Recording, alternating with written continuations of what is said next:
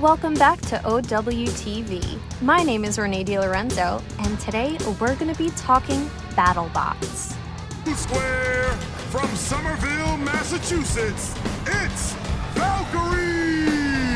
Freaking out of control! Oh! Boxing fight, Valkyrie trying to clean up the floor a little bit. SUNY Old Westbury held an event called Math and Robots, where one roboteer from the show gave a personal talk to students and staff about her time on BattleBots. So I sat down with the woman that put the event together. So yes, I'm Betty Berbari, and I'm the Assistant Dean for the School of Arts and Sciences. Betty Berbari is a huge fan of the show, and she explains where she got the idea to put this event together. So actually, you can see from my shirt that I'm all in with as far as being a fan of the show. But interestingly enough, I only became a fan of the show in January because I met Tom Lilly, who is a professor with the PL department at Old Westbury. So he mentioned the show, and I was intrigued. I had never heard of a show where robots actually compete. So I tuned in, and that was it. I was hooked. Let the mock battle begin, and here comes Tantrum. Right out of the box, big hit.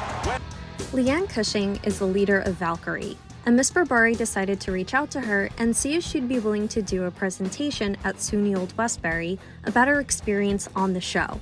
So I noticed that there were two women roboteers on the show. One of them is Valkyrie, that I was interested in because I'm also the chapter leader of the Association for Women in Math here at Old Westbury.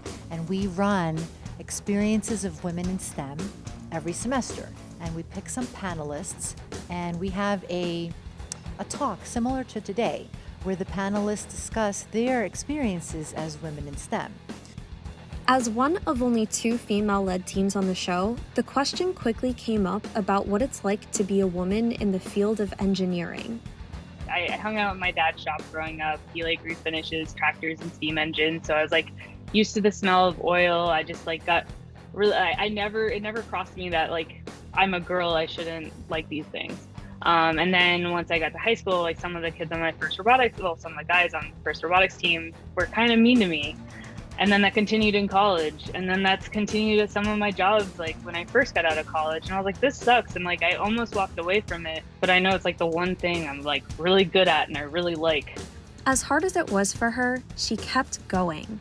And she does have hope for the future of the field. There will be points that it's hard, but it is getting better. I think everyone deserves to be in the role or the thing that they know they're good at or want to do. And something as silly as if you're a boy or a girl or any other way that people pick each other and divide them into groups shouldn't hold someone back. Miss Berbari says that's the exact attitude you should have if you're going to be a woman in a male-dominated field.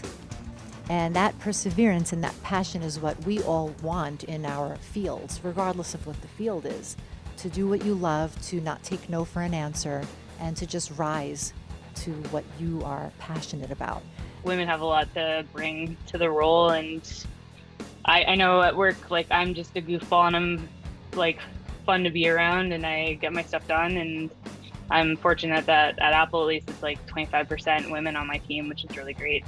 Ms. Berbari says the more we can engage young women to follow their interests in science, technology, engineering, and mathematics, the more likely it is we can close the gender gap in the field. I feel the more events like these, the more mentoring that is done, the more we go into the high schools and middle schools and do talks like these so younger women can see that the possibilities are endless. I think those things are very important. The sooner you're looking to help those up below you in any way, everyone's better off. This is Renee DiLorenzo with OWTV. Thank you so much for joining us, and we hope to see you again.